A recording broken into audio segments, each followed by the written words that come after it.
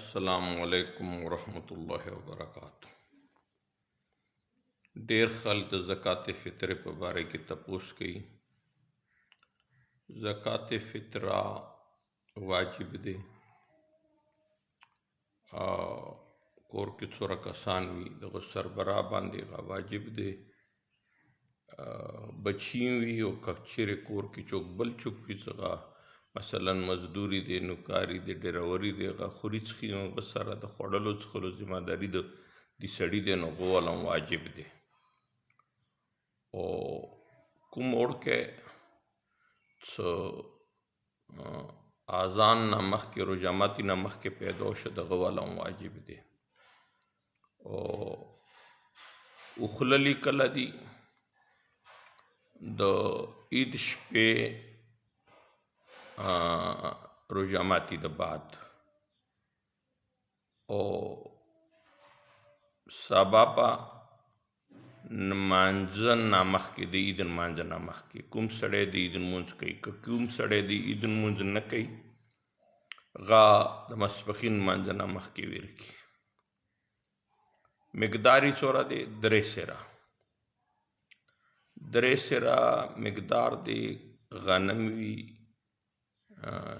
غنم خوري، وریجې خوري، جوار خوري، څه شی خوري، خرما خوري، مویز خوري، څه شی خوري نو هغه خوراک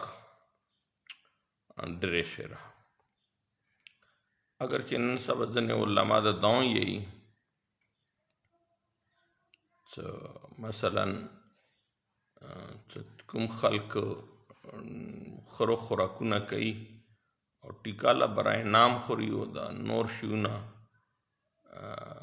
زیات خوري لکه غوښې، فروټ وغیره نو هغه به هغه حساب سره وباسي. خو مجتهدین دا نه یي، مجتهدین د دا یي څه نه، بس دا کوم شیونه روایتي شیونه دي د پیسې 3 سېره 3 کیلو یا دغه قیمت دا به ورکوي.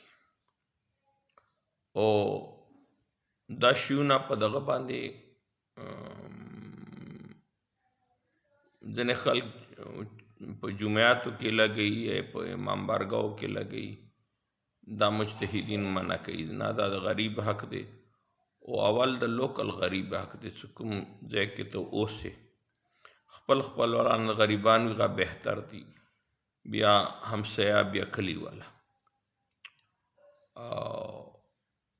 یوه کس ته کم از کم د یوه کس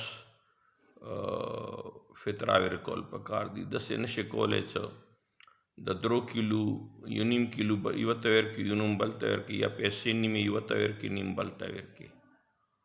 او دې نه علاوه کوم سفر کې مسافران دي هغه کور کې وخللی شي، هغو دپاره هغه خپله وخلی شي. که کور کې وباسي نو کوم ریټ دځي کې دغه به چلیږي. که غځي وباسي مثلا بار ملک کې وباسي، بار ملک کې کوم ریټ دی هغه به غځي والا ریټ سره وباسي.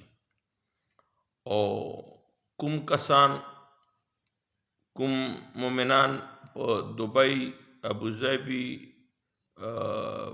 بل چېرته قطر، سعودیه، امریکو کې دي، لنډنو کې دي، که هغو ته غځي چوک سړی ملویږي نو بهتر دی. لکه نن سبا کرونا دی هغه کې بېروزګاري ډېره دی، دیرو کې هم بېروزګاره خلک دي نو هغه هغو ته د غځي حساب سره ورکړي. او که ددې کې کور کې ورپچه وخلله بس بیا هغه دغه طرف نه دغه وکیل شولو او هغه نه هغه ادا شوله. او د کوات ضلع او د انګو ضلع د اورکزو دا 190 روپے دی. بس تقریبا 200 روپے احتیاط سره څه وشي نو د یوه کس په سر ادا بشي. والسلام علیکم ورحمۃ اللہ وبرکاتہ. دعاؤں کې مې یاد لرو. شکریہ.